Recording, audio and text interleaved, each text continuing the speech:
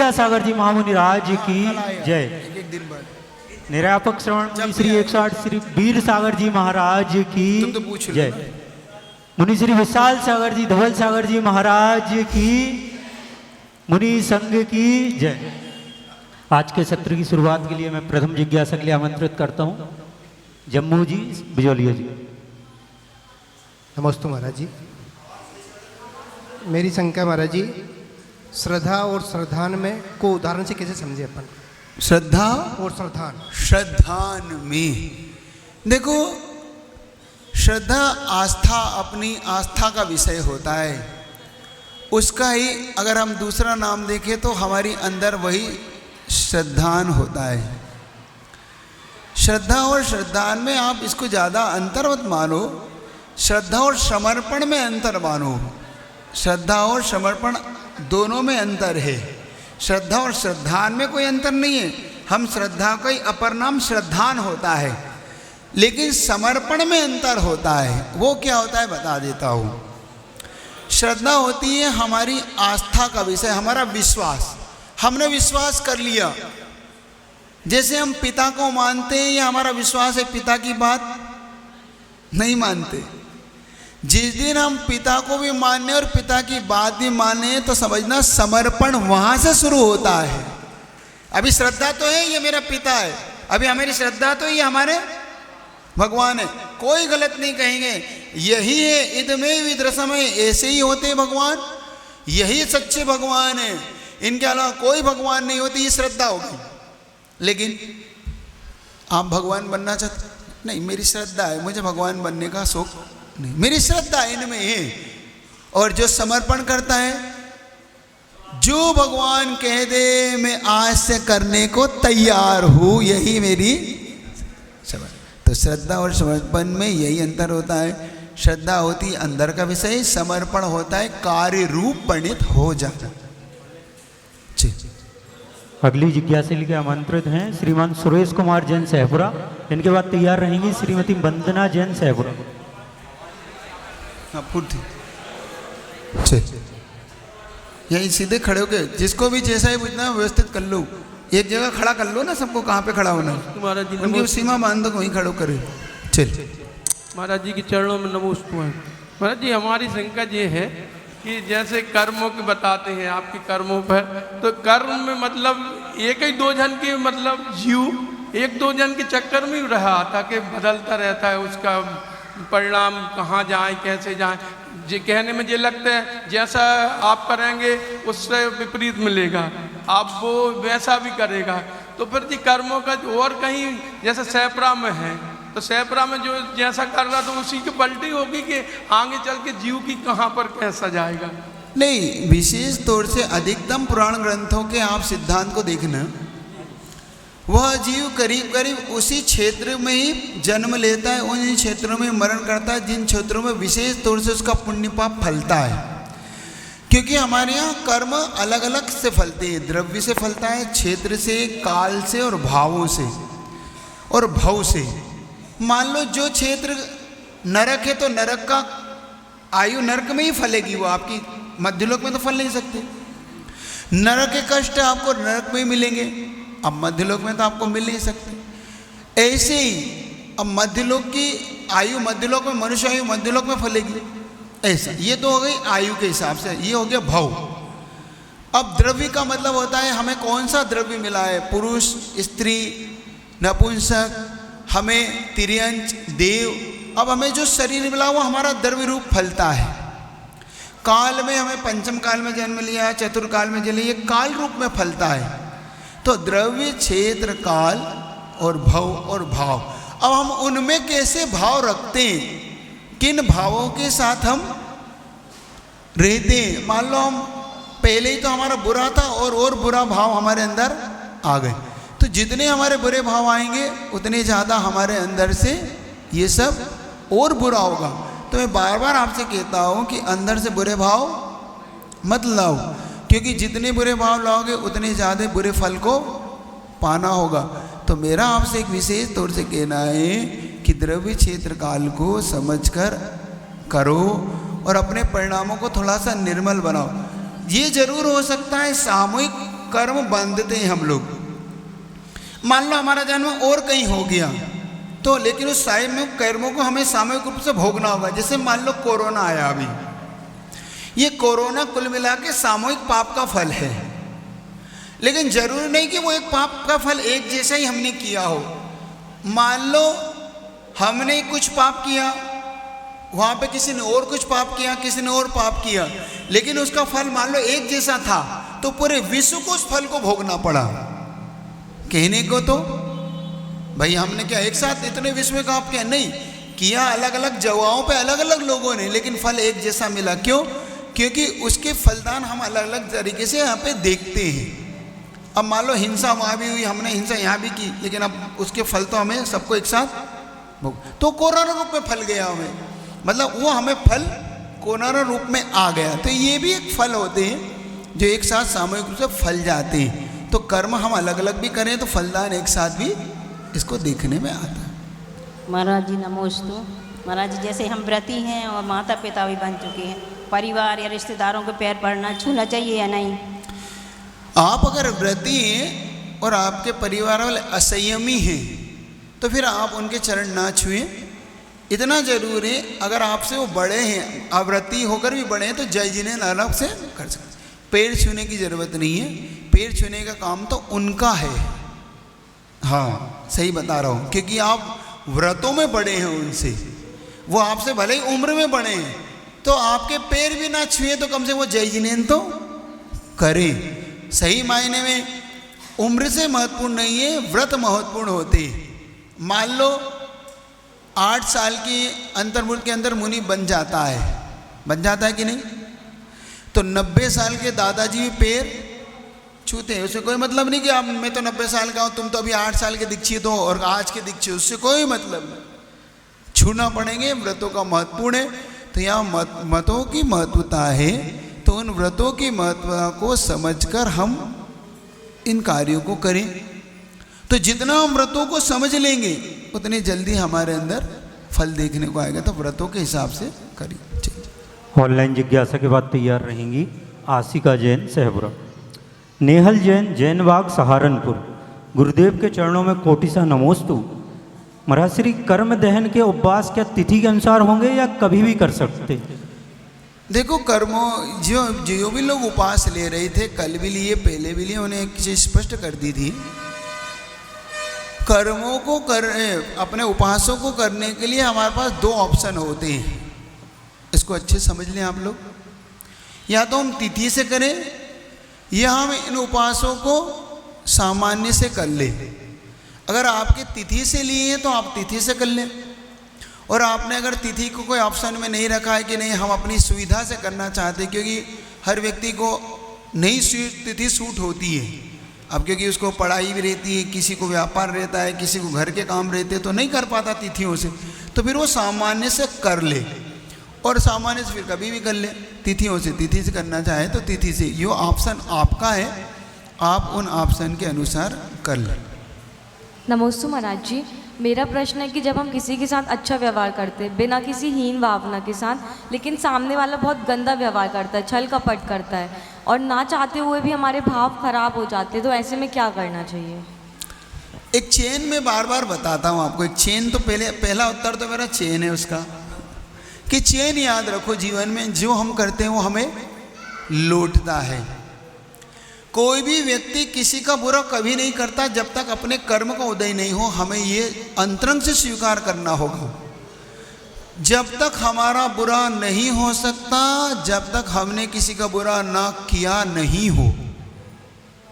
उदाहरण में पहले भी एक बार दिया था, पूज्य सुधा सागर जी महाराज का वो उदाहरण याद रखना। जब वो बाड़ी बलेरी रेल के उधर से बिहार कर रहे थे बरेली तरफ से, तब एक बार वो किसी जेल के अंदर पहुंचे थे कि उन्हें वहाँ के जब जेलर ने निवेदन किया था कि महाराज आप हमें प्रवचन इत्यादि कि हमें कैदियों को भी थोड़ा सा संबोधित करें, तो उसमें एक जैन व्यक्ति भी उसमें कैद में था। उस कैदी में जब उसने कहा था कि महाराज मैंने कोई भी अपराध नहीं है, कोई अपराध मुझसे नहीं हुआ है, मैंने किसी को आज तक नहीं सताया, लेकिन मुझे झूठी गवाही देके आज यहाँ पर फंसाया गया है। महाराज ने कहा कि नहीं, ऐसा हो नहीं सकता कि कर्म के बिना तुम्हें फंसाया गया हो। लेकिन उन्होंने जैसे ही थोड़ा सा आंखों को बंद करके सोचा, विचार किया, तो उन्हें एक तोता नजर आया। जब वो तोता नजर आया तो महाराज ने पूछा कि तुमने कभी कोई तोते को पकड़ा है क्या जीवन में? कि हाँ महाराज, 6 महीने पहले मैंने एक तोते को खरीदा है, पिंजरे में बंदे। महाराज ने कहा तुरंत उस तोते को छुड़वा दो, उड़वा दो। और जब उसने तोते को उड़वा दिया घर में संकेत देके, तो कहते मात्र 15-20 दिन लगे तोते के उड़ने के बाद। वो 20 दिन के अंदर उसकी बेल हो गई, वो निर्दोष साबित हो गए। तो निर्दोष साबित कब हुआ? जब आपने किसी को चेन, याद रखो, हमें चेन याद नहीं थी हमें। और एक बात है, हम अगर उससे ये सोचकर कि ये व्यक्ति हमारा बुरा कर रहा है, हमने तो कभी बुरा किया ही नहीं, थोड़ा सा हमें भी पेशेंस की बहुत ज़रूरत है। हमें थोड़ी सी एक चेहरे पे हल्की सी मुस्कान की ज़रूरत है। हमें अंतरंग में थोड़ा सा शांत भाव की ज़रूरत है। बहुत जल्दी सामने वाला भी डाउन हो जाएगा। आप अग्नि में घी लगाने जैसा काम मत करो। जब तक कर्म बांधा है तब तक तो सहन करने, कब तक की मत पूछो। मैं आपको राम का जीवन देता हूं, आपके सामने राम का जीवन रखता हूं। कहते हैं वैष्णव दर्शन में राम बचपन में वन भटके गुरु के कारण, क्योंकि गुरु ले गए थे उन्हें। जवानी में सीता को पाया, लेकिन जैसे ही राज्य हुआ उन्हें फिर जंगल जाना पड़ा। उसी वन में सीता का हरण हुआ। सीता को अयोध्या से जीत कर लाए, पर अभी लाए नहीं थे कि अपवाद हो गया। गर्भवती सीता को वन में छोड़ना पड़ा। उसका दुख भोगा। जैसे तैसे उनके जब बच्चे जन्मे, बच्चों के जन्म के बाद अपने पुत्रों से युद्ध करना पड़ा राम को, क्योंकि उनकी पुत्रों की मजबूरी ये थी कि अगर वो बिना युद्ध किए उनको बता देते कि हम तुम्हारे पुत्र हैं, तो उनकी इज्जत नहीं रहती। क्यों? क्योंकि तुम क्षत्रिय पुत्र हो। जब उन्होंने राम को भी हरा दिया, तब राम को सोचना पड़ा कि ये किसके पुत्र हैं, ऐसा शौर्य किसका हो सकता है, ऐसी ताकत किसमें जो मुझे हरा दे। तब पता पड़ा कि ये तो मेरे ही पुत्र हैं, क्योंकि बाप से बढ़ के 1.25 शेर बेटा। तब उनके लग गया कि हाँ नहीं, अब मेरे पुत्र हैं। और जैसे ही पुत्र गए, सीता की अग्नि परीक्षा आ गई। सीता की अग्नि परीक्षा हुई, सीता वनवास चली गई। सीता के वनवास गए नहीं, इधर लक्ष्मण चले गए। लक्ष्मण गए नहीं, इधर दोनों ने पुत्रों ने दीक्षा ले ली। इन दोनों ने दीक्षा ली नहीं, इधर राम ने दीक्षा ली। राम ने दीक्षा ली, उधर फिर सीता के जीवन उपसर्ग किया। तो पूरा जीवन संघर्ष और उपसर्ग से बीता। तो कब तक का जवाब? जब तक मोक्ष हो जाए। तो याद रखो, जब तक कर्म कट ना जाए तब तक तो हमें भोगना पड़े। चलिए, अगली जिज्ञासा के लिए तैयार रहेंगी श्रीमती ज्योति संजय जैन, संयम जैन, दिल्ली। महाराज श्री नमोस्तु। समवसरण में भगवान के सर पर जो 3 छत्र लगे रहते हैं, वो ऊपर से नीचे के क्रम में आकार में बढ़ते हुए क्रम में रहते हैं या घटते हुए क्रम में रहते हैं, या फिर एक ही आकार के होते हैं? कृपया समाधान कीजिए। जब जब समवसरण में या कहीं भी आपके छत्र लगे हों, सबसे पहले बड़ा, उस पर छोटा, फिर उससे ऊपर और छोटा।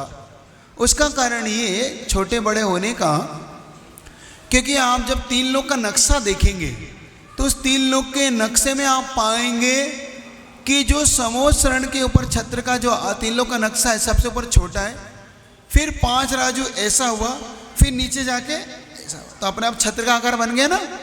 तो ऐसा छत्र का आकार जब वो बनेगा तो आप खुद को लगेगा कि हाँ, ये छत्र का आकार ऐसा।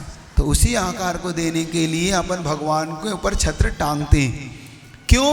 क्योंकि हम ये बताते हैं कि हे प्रभु, आप 3 लोक के नाथ हैं, और 3 लोक के नाथ को हम छत्र समर्पित कर रहे हैं। नमस्ते महाराज श्री। आज की युवा पीढ़ी का क्वेश्चन है कि पुण्य धन से बढ़ता है कि धर्म से बढ़ता है? याद रखो, पुण्य के लिए धन भी चाहिए और धर्म भी चाहिए। जब आपके पास धन होता है, तो जब धन का दान करते हैं तो आपका अपने आप पुण्य बढ़ता है। जब आपके पास धन नहीं होता तो आप धर्म कैसे करते हैं? भावों से भी करते हैं, अनुमोदना से भी करते हैं और काय से भी करते हैं। मान लो जरूरी थोड़ी कि अगर धन नहीं है तो हम धर्म ही नहीं कर सकते, एकांत मत मानो। मान लो और सबसे ज़्यादा अगर ऐसा मानोगे तो सबसे ज़्यादा हम लोग दुखी हो जाएंगे। हमारे पास तो फूटी कोड़ी भी बता रहा हो कि जब साधु के पास फूटी कोड़ी नहीं फिर भी धर्म कर रहा है कि नहीं कर रहा।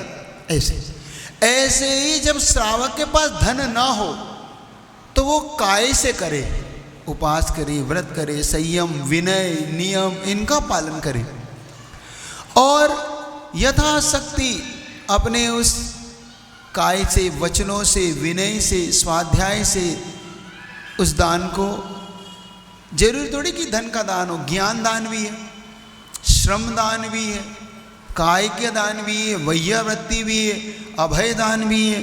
हमारे पास दान में सिर्फ धन दान से ही थोड़ी है, तो बहुत सारी चीज़ें हैं जिससे हम अपने पुण्य को बढ़ा सकते। हमारा एकांत छोड़ दे। और सबसे बड़ी बात, और अगर तुम्हारा पुण्य धन के अलावा भी बढ़ाना हो तो और बता रहा हूँ, अनुमोदना करना सीखो। जब जब अमीर व्यक्ति दान दे तब तब अनुमोदना जम के करो, खुल के करो, हृदय से करो। उनसे ईर्ष्या, उनसे जलन मत करो, क्योंकि ईर्ष्या, जलन उनके पाते ही पूरे भाव करने से तुम्हारा जो शेष पुण्य वह भी, तो इसलिए धन धर्म दोनों से ही पुण्य बढ़ता है। अगली जिज्ञासा के लिए तैयार रहेंगी श्रीमती वंदना जैन सहपुरा। रानू जैन आगरा। महाराज श्री नमोस्तु। महाराज जी, फ्रेंड्स विद बेनिफिट में रहना कुशील पाप में आता है क्या? आवाज समझ में नहीं आ रही। हाँ, रानू जैन थोड़ा आगरा। नीचे करके बोलो। हाँ, रानू जैन आगरा। महाराज जी, फ्रेंड्स विद बेनिफिट में रहना कुशील पाप में आता है क्या? प्रश्न समझ में नहीं आ रहा। फ्रेंड्स विद बेनिफिट में रहना, इधर आके बोलो ना सामने। स्वार्थ की मित्रता में, स्वार्थ की मित्रता, कि वो उसमें कुछ भी समझ में नहीं आ रहा। आपका प्रश्न आपको समझ में आ रहा है तो मुझे कैसे आएगा? चलिए, तो एक बात याद रखो, स्वार्थ की मित्रता अगर आप कर रहे हैं, यही प्रश्न है ना, तो स्वार्थ की मित्रता और क्या? आगे प्रश्न क्या है आपका?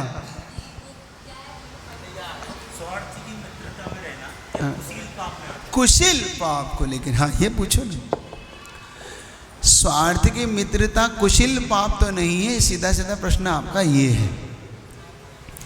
एक बात याद रखो, जब हम स्वार्थ की मित्रता करते हैं, हम स्वार्थशील बन जाते हैं, तो वहाँ पहली बात तो मित्रता है ही नहीं। किसी ने पूछा रिश्ते का मतलब क्या होता है, किसी ने पूछा रिश्ते का मतलब, सामने वाले ने कहा जब मतलब होता है वो रिश्ता कहाँ होता है? जहाँ मतलब है वहाँ होते ही नहीं, मतलब के रिश्ते नहीं होते, रिश्ते में कोई मतलब नहीं होते, रिश्ता तो रिश्ता होता है, ऐसा अटूट बंधन होता है। पहले तो स्वार्थ की ये मित्रता ही अच्छी नहीं है, वो मित्रता ही नहीं है, वो तो मात्र दिखावा है, और दिखावा ही होता है, वो कोई सच्चा नहीं होता। तो पहले ये समझ लो। और रही बात कुशील पाप की, तो आपने मित्रता अगर उस भावों से कर रखी है सामने वाले से, बुरी दृष्टि से उसके प्रति बुरे भावों से मित्रता कर रखी, तो वो नियम से फिर कुशील ही है। तो कुशील पाप को अगर आप बुरी दृष्टि से मित्रता है और आपकी मित्रता मात्र और कोई स्वार्थ के भाव से, और कोई स्वार्थ मतलब जैसे पढ़ाई को लेके भी स्वार्थ होता है व्यक्ति का एक कि मेरा दोस्त है, संख्या बढ़ाने की भी एक स्वार्थ होता है कि हमारे बहुत सारे दोस्त हैं। और कोई स्वार्थ कभी कभी ये भी हो जाता है कि लड़की भी मेरी दोस्त है, एक ये भी सबसे बड़ी समस्या है। यंग जनरेशन की सबसे बड़ी समस्या क्या है? कितनी गर्लफ्रेंड है तुम्हारी, कितने बॉयफ्रेंड है तुम्हारे, ये आपस में इसमें ही कंपटीशन है। आज बहुत बड़ा कंपटीशन है, कितनी बॉयफ्रेंड है, उनके 10 है मेरे 15 हैं, उनके 15 है मेरे 20 है कि नहीं? सच है गलत है? ओरिजिनल है, ये बात सच है। तो अगर इन कारणों से तो समझ लेना ये भी कुशील ही है। तो अगर इन कारणों से मेरे इतने मित्र हैं, मेरे इतनी सारी लड़कियां दोस्त हैं, मेरे इतने सारे लड़के दोस्त हैं, और बुरे भावों से है तो मित्रता ये कुशील का ही परिणाम। चलिए वहां से चालू तो कर लो।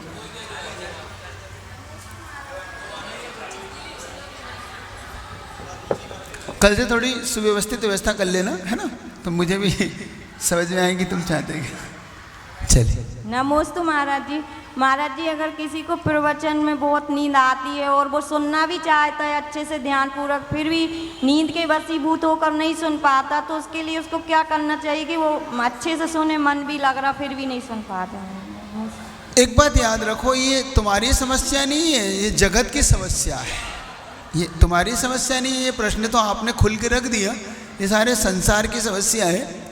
आदमी पापों में नहीं सोता, आदमी पुण्य के कार्यों में सोता है, ये सबसे बड़ी।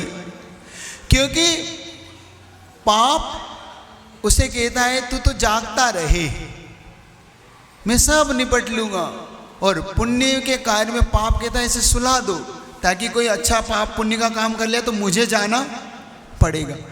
तो तुम ये समझ लो कि जब ज्ञानावर्णी कर्म का तीव्र उदय होता है जिस जीव को, वो ज्ञान प्राप्त नहीं कर पाता, वो हमेशा पाप में उलझा रहता है, पाप में पड़ा। मेरा आपसे कहना है, ऐसे कर्म के उदय जब जब आपको आए, जब जब लगे कि मुझे नींद आ रही है, जब जब मुझे लगे कि मैं कौन सा कार्य करूं, तो उस चैलेंज को हमेशा स्वीकार करो, फाइट करो। जैसे तुम पढ़ाई में फाइट करते हो कि नहीं, कि अच्छे डिवीजन लाना है, तुम धन कमाने में फाइट करते हो कि कंपटीशन, सामने वाले की दुकान चल रही है तो मुझे भी दुकान। तुम आपस में एक से एक साड़ी पहनने में कंपटीशन करते कि उसकी साड़ी ऐसी है तो मेरी, उसकी यहाँ शादी ऐसी हो रही तो मेरी। जब पापों में कंपटीशन करते हो तो पुण्य में भी जरा करो, जम के चैलेंज करो कि कर्म ने आज मुझे पुण्य करने से रोका है, कर पाप करने ने मुझे आज धोखा दिया है। तो मैं भी एक ही बात याद रखो, पाप तुम्हें सोने नहीं देगा और पुण्य तुम्हें बार बार तुम्हें जगा के रखेगा। लेकिन पाप कहता है कि इसे पुण्य में, अब तुम बदलो ट्रेड, तुम पुण्य में जगो और पाप में सोना सीख जाओगे ना तो सब कुछ ठीक हो जाएगा। क्या कह रहा हूं, पुण्य में तो जगो और पाप में सो जाओ। महाराज कैसे सो जाए बता देता हूं। पिक्चर देखने जाओ, सो जाओ, मत देखो पिक्चर, क्योंकि पाप है।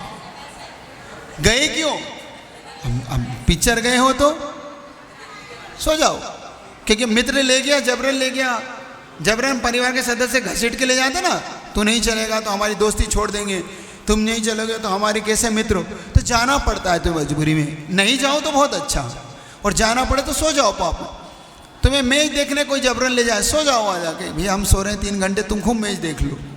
तो पाप में सो जाओ और पुण्य में जुम जगह जगो। पड़ोसी से कह के रखो कि मैं मंदिर में सो जाऊं तो जरा टल्ला मारा कर, जरा मुझे जगा के रखा कर, जरा हिलाया कर मुझे, तो अपने आप धीरे सारे कार्य अच्छे होने लगेंगे। पुण्य में जगना सीखो, कर्मों के चैलेंज को स्वीकारो कि कर्म ने आज मुझे चैलेंज दिया है ना, कर्म के चैलेंज को सीखो। अगली जिज्ञासा के लिए तैयार रहेंगी ब्रह्मचारी दीप्ति दीदी। महाराज श्री नमोस्तु। महाराज जी, जैसे कोई मायके में शांत हो जाता है तो कहते हैं वहाँ का खाना 13 दिन तक नहीं खाना चाहिए, और जब कुटुंब में शांत होता है तो कहते हैं ये तो घर है, ऐसा क्यों महाराज जी? वहाँ गोत्र परिवर्तन हो जाता है। मायके में और कुटुंब में 2 अंतर होते हैं। जब लड़की की शादी हो जाती है तो उसकी गोत्र चेंज हो जाता है। गोत्र मतलब होता है जब जिस कुल में जन्म था उसका, तो शादी होते ही अब जिस पति के कुल में चली गई तो अब उसको पति का कुल का, इसे अब सूतक पातक लगेगा, माता पिता के कुल का सूतक पातक नहीं लगेगा। इसलिए उसे वहाँ का भोजन के लिए मना कर देते कि अब तुम इस गोत्र में तुम्हें सूतक नहीं है और उस गोत्र में तुम्हें सूतक लगा है उनको, तो इसलिए सूतक का भोजन मत करो। और इस कुल में जहाँ आ गई हो उस कुल में तो सूतक है ही, तो वैसे ही तुम्हें सूतक का दोष तो लगा, इसलिए उस भोजन को कहते कि अब इसको तुम्हें करना मजबूरी है तुम्हारी। हाँ, अलग से मृत्यु भोज में मत जाओ, ये स्वीकार तो कर सकते। नमोस्तु महाराज जी, मैं ऐसा क्या करूं जिससे हमें ये नारी पर्याय छूट जाए? नारी पर्याय छूट जाए, इसका सबसे अच्छा एक ही रास्ता है कि नारी पर्याय छोड़ना हो तो सम्यक दर्शन को धारण करो, दूसरा व्रतों को धारण करो, संयम को धारण करो। क्योंकि संयम की सबसे बड़ी खासियत है, संयम हमेशा दरिद्रता से छुड़ा देता है। संयम लेने वालों की स्त्री पर्याय नपुंसक पर्याय छूट जाती है। संयम लेने वालों का अभव्य कुल छूट जाते हैं, जितने भी बुरे कुल है ना, तिर्यंच पर्याय, नरक पर्याय, मनुष्य में भी खोटी पर्याय उसकी निकल जाती है। तो आप संयम ग्रहण करने की ओर मन बनाओ, सम्यक दर्शी बनो, हमेशा देव सास गुरु के भक्त बनो, हमेशा ऐसे कार्य करो, इनसे अपने आप नारी पर्याय। और एक बात कहता हूँ, जब जब अभिषेक हो रहा हो, विशेषकर महिला लोग से कह रहा हूँ, जब जब अभिषेक हो रहा हो तो अपने आप को धिक्कारो, मेरी कैसी पर्याय है कि मुझे अभिषेक नहीं मिलता, मेरी कैसी पर्याय है मैं गुरु की सेवा नहीं कर पाती, उनके चरण नहीं छू पाती, मेरी कैसी पर्याय है कि देखो इतने महान गुरु को मैं इतने निकट से नहीं छू पाती, मैं उनकी सेवा वैयावृत्ति कुछ भी तो नहीं कर पाती। बस समझ लेना तुम्हारी ये नारी पर्याय छूटने वाली है, बस भाव करो अंतरंग से, बस इतना करो। चल अगली जिज्ञासा के लिए तैयार रहेंगी सोनाली जैन सहपुर। सिद्धार्थ जैन दिल्ली। गुरुदेव नमोस्तु, आपने छहडाला में बताया था कि नित्य निगोद से 6 महीने 8 समय में 608 जीव निकलते हैं और वे वहाँ से निकलकर 30 पर्याय धारण करते हैं और नित्य निगोद में जीव जा नहीं सकता है, फिर तो नित्य निगोद में जीवों की संख्या कमी होती होगी या नहीं? आप उसको एक बार फिर से सुने, मैंने क्या पढ़ाया है। मैंने ये कहा है वहाँ पर नित्य निगोद इतर निगोद, ये 2 प्रकार के जीव होते हैं। नित्य निगोद वो होता है जो कभी उससे निगोद से ना निकला हो, इतर निगोद वो होता है जो निगोद से निकल कर पूरा निगोद में चला जाता है, उसका नाम इतर निगोद होता है। इतर निगोद से निकला हुआ जीव पुनः इतर निगोद में चला जाने के बाद पुनः निकल सकता है, लेकिन उसके लिए भी बहुत अवधि अगर है तो बहुत अवधि के साथ निकलता है, और चाहे तो अंतर्मूर्त के अंदर भी निकल सकता है, और वहीं से मुक्ति के लिए गमन मनुष्य बनकर गमन कर सकता है। तो पहले उसको समझ लें कि नित्य निगोद और इतर निगोद का भाव क्या है, तो आपको समझ में आएगा कि मैंने क्या बोला है और आपने क्या समझ लिया है। 608 जीव मुक्ति जाते हैं, निगोद में जाने का नियम अभी अपने को प्राप्त नहीं है, ये याद रखो। निगोद से जरूर निकलते हैं, जितने मुक्ति जाते हैं उतने निगोद से बाहर आते हैं, लेकिन निगोद जाते हो ये आपको अभी आगम से समझना है। महाराज श्री नमोस्तु। महाराज श्री यदि कोई व्रत लेते हैं, पूजा मतलब छूट जाती है, पूजा नहीं कर पाती है, भूल जाते हैं, व्रत करते हैं, तो उसमें व्रत माना जाएगा कि नहीं माना जाएगा? व्रत के अंदर जैसे कोई नियम लिया तो उसकी पूजा आपकी छूट गई, मान लो किस कारण से छूटी उस पर डिपेंड करता है। मान लो आपके अशुद्धि इत्यादि में छूट गई, आपके एकदम कोई ऐसी सूतक पातक लग गई उसके कारण छूट गई, तो आप उपास कर लें, व्रत कर लें, और जब आपकी शुद्धि इत्यादि हो जाए, सूतक पातक हो जाए, तो उसके बाद उस पूजा को कर लें, मान्य है। लेकिन जानबूझकर छोड़ी आपने व्रत किया और आपको याद नहीं है, तो ये तो आप फिर दंड के अधिकारी।